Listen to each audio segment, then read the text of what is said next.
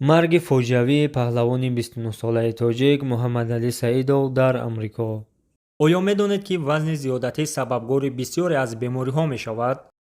агар шумо мехоҳед ки дар муддати 30 то 40 рӯз вазни худро сабук кунед, шарбати гӯем солимӣ ихтироъ кардагием ки агар вазни зиёдатӣ шуморо азоб медиҳад ва зуд хаста мешавед, пас дороҳои табиии мо аз ҳоҷи Муҳаммадрасули Иброҳимзода барои харобшавӣ ва саломатии шумо. рақамҳои мо дар болои экран. дастафтаи дороҳо ба тамоми гӯшаву канори Тоҷикистон. ҷанговари 29-солаи мусобиқаҳои бидуни қоида ММА аз Тоҷикистон Муҳаммадалӣ Саидов, ки то ҳол ягон бор шикаст нахӯрда буд, бар асари ҳангоми машқ лат хӯрданаш дар Амрико ҷон бохтааст.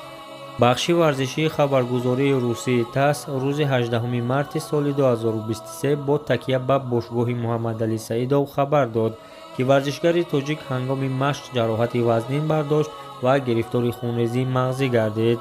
Муҳаммадалӣ Саидов дар ҳолати кома қарор дошт ва тавассути дастгоҳи таъмини зиндагӣ нафас мекашид, вале шаби 17 ба 18 март табибон гуфтанд, ки мағзи сари паҳлавони тоҷик аллакай мурдааст ва ӯро аз дастгоҳи таъмини зиндагӣ ҷудо карданд.